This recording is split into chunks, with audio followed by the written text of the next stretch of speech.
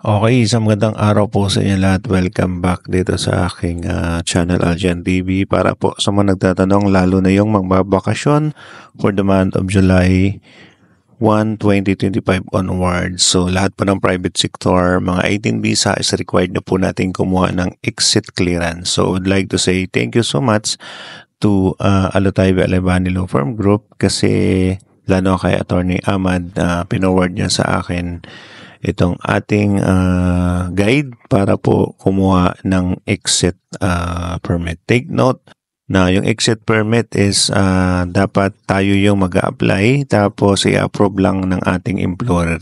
I-approve lang ng ating employer yan. So, kung kayo ay magbabakasyon, make sure to apply it in advance like 1 week before or 2 weeks before. Basta kung nakapagplano na kayo ng inyong bakasyon, make sure to apply muna ng exit permit natin. Okay, so kagaya na sinabi ko nga, dapat tayo mag-apply para sa ating exit permit. So, ang gagawin natin, open na natin yung ating Sahel application. Kita niyo yung Sahel application. Pag dito tayo sa services kasi, dapat nasa PAM tayo or Public Authority of Manpower. Doon kasi siya na-request. Pero pag andito kayo, pag nasa English version tayo, wala tayong makikita dyan. So, ang gawin natin, balik tayo sa ating profile. Tapos, puntahan natin yung language. Okay, gagawin muna natin siyang Arabic kasi for now, available lang po siya sa Arabic. So, i-click nyo to. Meron makita natin dito ang language. Sa baba, makita nyo yung Arabic. Ilagay nyo po sa Arabic. Okay, so naka-Arabic na tayo. Balik nyo doon sa profile nyo. So, ayan, Arabic na yung ating profile. Dito sa services, ayan, click ko na lang, turo ko na lang, tapos puntahan nyo na lang. Babaan nyo po siya. Meron po kayong makitang parang logo ng tao na nakataas yung kamay ito pagkatapos ng PASI. So, from here, ito, yan yung Public of Authority of Manpower. So, diyan kayo mag-request. Okay, so from that, click nyo yung 1, 2, 3, 4, 5. Merong 5, may lalabas. Click nyo yan. Tapos dito makita nyo yung date ng inyong request.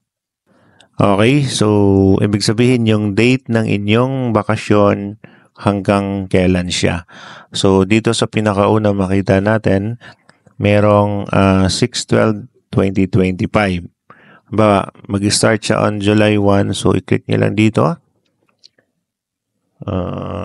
July bakasyon nyo next month. Okay, so July 1, July 1. Okay, so makita niya na dyan 7, diba? 7/1/2021, yan ang bakasyon nyo. Tapos, ang balik nyo is, sabihin na natin, August 1. So, click nyo lang to. August, July yan, August 1. Okay, so 8. So, kita nyo, 1 month yung inyong nire-request. Okay?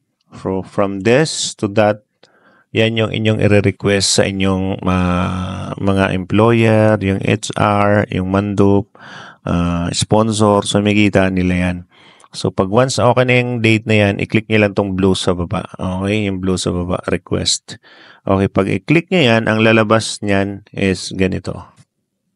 Okay, pag once na pinindot niyo yung request, ito na yung maging kalabasan yan. Kumbaga parang nag-send na kayo ng request sa inyong employer, sa inyong mandop, sa inyong HR, so marireceive nila yon. Ngayon, ang gagawin nila is i-approve nila yon. So pag once na na-approve na sila, magbibigay sa inyo ng paperless certificate. Ganito yung itsura ng certificate na pwede nyong i-screenshot or pwede nyong i-save sa inyong Sahel application or sa inyong mga mobile. So, ganito yung itsura niya, mga idol. Okay, pag once na in-approve nila yung inyong request at okay na inyong bakasyon, makita nyo dito, ito yung Public Authority Manpower. Ito na yung parang pinaka-certificate nyo na ipapakita nyo sa inyong pagbabakasyon. So, take note lalo na yung mga kababayan natin, make sure to secure muna itong exit permit certificate bago kayo magbiyahe kasi isa ito sa mga requirements or magkakaroon kayo ng aberya just in case hindi nyo ito na-request. So, alam naman ng mga mandop yan, mga HR. So, bago kayo pumunta sa airport or bago kayo mag-book ng inyong mga ticket, make sure na meron kayo nitong exit permit. So, yun lang po mga idol. Sana po nakatulong sa inyo. Kindly share this video.